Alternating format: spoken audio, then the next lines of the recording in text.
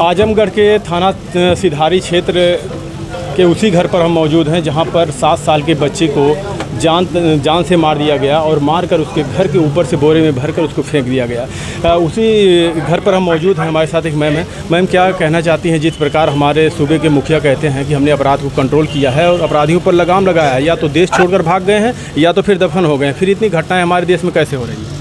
जी बिल्कुल, अभी जो ये घटना हुई है बहुत ही इंसानियत को शर्मसार करने वाली घटना हुई है। और मैं परिवार के लोगों से मिली, उनकी बच्चे की माँ से मिली, फूफियाँ से मिली, दादियों से मिली। उनका यही कहना था कि हम आजमगढ़ में हम लोग इतने दिन से रह रहे हैं, वो हमारे पड़ोसी थे और हम लोग यहाँ पे आसपास में एक गंगा जमनी तहज़ीब की तरह एक साथ मिलजुल कर रहते थे। कभी इस तरह का अंदेशा ही नहीं हुआ हम लोगों के बीच में। और जब ऐसी आपराधिक छवि के लोग अगर हमारे बीच में हैं तो कहीं ना कहीं ये समाज के लिए एक बहुत बड़ा प्रश्न चिन्ह है और उनको ऐसी सज़ा मिले। उनका यही कहना है, परिवार से मिलकर मैं आई तो उनका यही कहना है कि वो इस आपराधिक छवि के लोग अब दोबारा इस मोहल्ले में, इस आसपास आजमगढ़ में नज़र भी नहीं आना चाहिए। आप कह रही हैं गंगा जमनी तहज़ीब की बात की जाती है, क्या वाकई में गंगा जमनी तहज़ीब है हमारे देश में?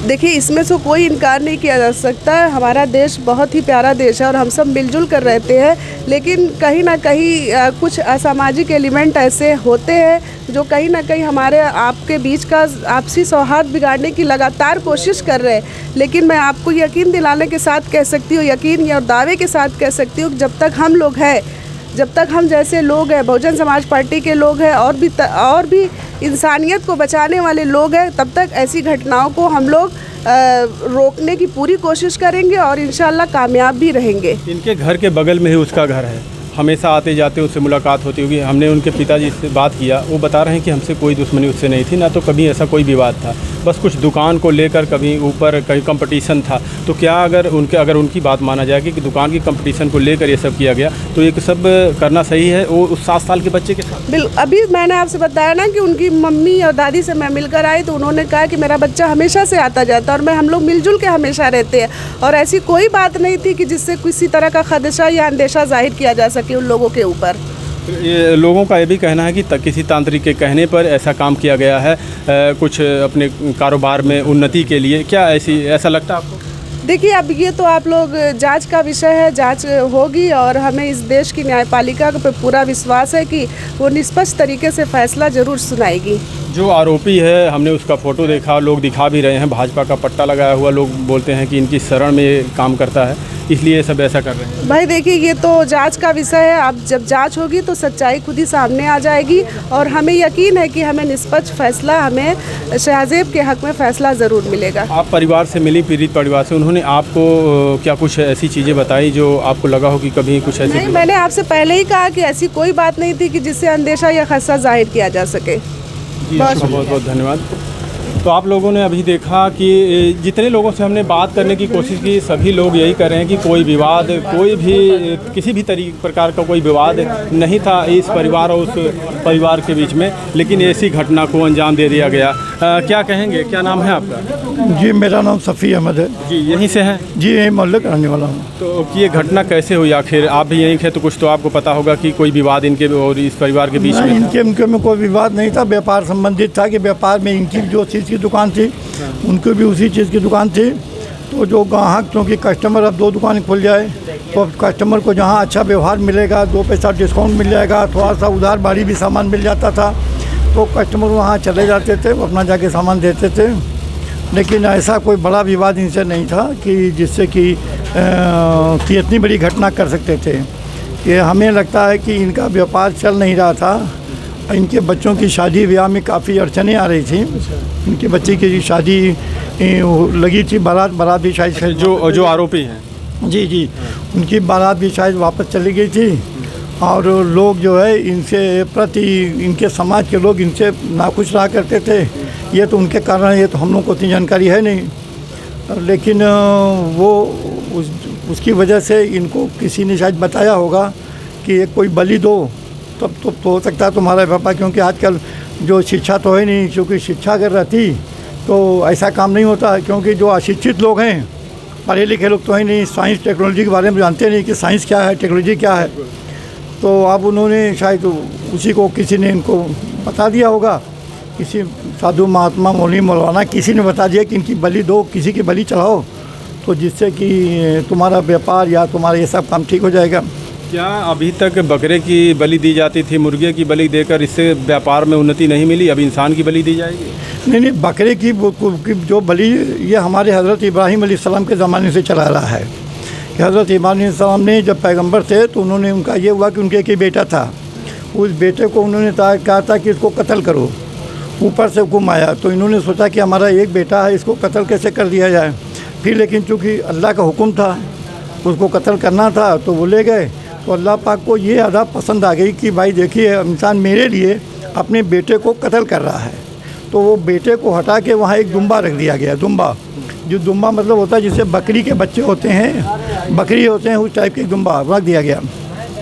तो ये परंपरा जो है हज़रत इब्राहीम अलैहिस्सलाम के ज़माने से चली आ रही है और जब तक दुनिया रहेगी तब तक रहेगी ये परंपरा। कुर्बानी का सिलसिला जारी रहेगा कि इंसान की कुर्बानी के लिए किसी भगवान ने या अल्लाह ने या किसी महापुरुष ने बलि के लिए नहीं कहा, लेकिन जो तंत्र मंत्र वाले जो साधु और महात्मा और मौलवी मौलाना जो लोग होते हैं, ये मैं किसी का एक को नहीं कहूँगा, ये किसी ने बता दिया होगा कि आप इनकी बलि चढ़ाओ, तो बलि में जो बेचारा मिल गया उसको बलि का बकरा बना। ये बातें सामने आ रही हैं कि बलि इस बच्चे को दी गई है। घर इनके बिल्कुल सामने, मुश्किल से 20 मीटर होगा इनके घर से उनके घर के, वहाँ से फिर उस शरीर के बच्चे को बोरे में भर के फेंका गया। वो गेट के ऊपर तार लगा हुआ है, उस पर लटका हुआ है। जब ये घटना हुई तो उसके कितने बाद आपको पता चला और आप यहाँ पे? हम तो 20 मिनट बाद यहाँ पर आ गए थे। तो आपने क्या देखा? नहीं, यहाँ देखा कि वो ये गेट था, गेट पर वो बॉडी टंगी हुई थी और खून टपक रहा था उसमें से। जब खून टपक रहा था तो हैरान हुए कि ये भाई यहाँ कैसे आया। तो उन्होंने, जो हत्या करने वालों ने ये सोचा, बलि चढ़ाने ने सोचा कि अगर हम हाथे में फेंक देंगे, ये बॉडी अगर हाथे में चली जाएगी तो हाथे वाला फंस जाएगा, जिनका हाथा है मैं बिल्कुल पाक साफ बच जाऊँगा। तो उन्होंने खड्डन के तहत इस टाइप का काम किया, लेकिन वो चूँकि ऊपर वाले की कृपा थी, उसकी मर्ज़ी, उसकी जो मर्ज़ी होती है उसमें किसी का अनदेखी तो होती नहीं। वो न्याय तो सच होता है। और चूँकि उसका वज़न 30-32 किलो का उसका वज़न रहा होगा, 10 साल का बच्चा था, तो 30-32 किलो का वज़न को फेंकने में, किसी चीज़ को 5 किलो फेंकने में दिक्कत होती है।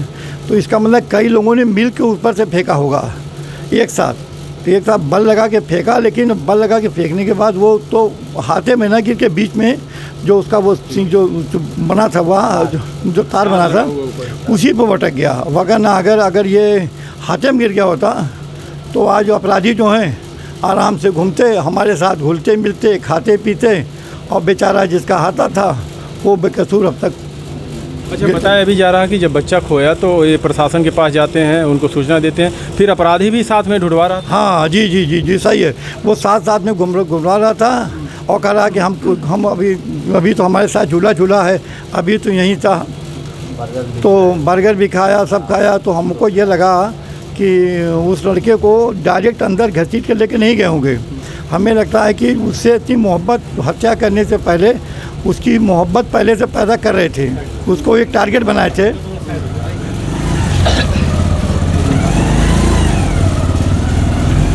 तो एक टारगेट बनाए रहे होंगे पहले से, ये टारगेट बनाए रहे होंगे, तो उसको कोई सामान, टॉफ़ी या कोई चॉकलेट कुछ दे के भेजेंगे, जाओ हमारे घर में तुम दे के चले आओ। हमें जैसा प्रतीत होता है, ऐसा हम जानकारी हमको नहीं, हमने देखा है। तो अनुमान लगा रहा है कि जैसे कि उस बच्चे से पहले मोहब्बत पैदा किया, तो उस बच्चे को कोई सामान दिया कि तुम इसको ले जाओ हमारे घर में, बेटा फना को दे के चले आओ। और जब बच्चा घर में गया, मासूम बच्चा जब घर में गया, तो उसको वहीं पर कैप्चर कर लिया गया, फिर बाहर आने नहीं दिया गया। अच्छा, ये कितने दिन से यहाँ पे रह रहे हैं?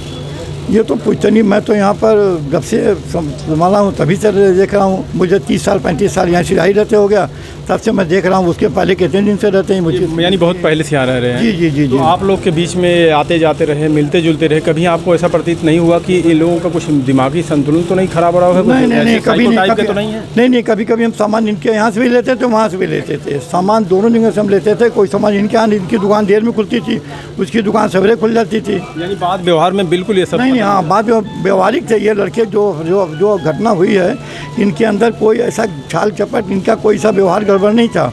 हमेशा हंस के सबसे बात करना, प्यार से मिलना, चाचा नमस्ते सब जो मिलना सबके साथ करते हैं। लेकिन इनको क्या हो गया, किसने उनको, उनके दिमाग में क्या आ गया कि इतनी बड़ी घटना कर दी है।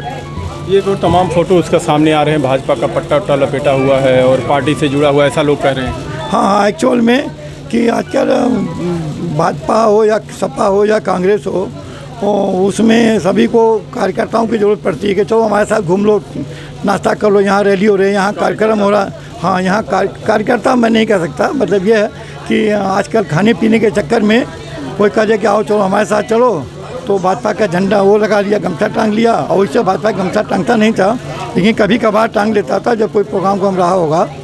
तो इसमें भाजपा का कोई रोल नहीं इसमें। इस मोहल्ले वालों के साथ क्या व्यवहार था उसका, कैसा? नहीं, अच्छा व्यवहार, सबका व्यवहार अच्छा था।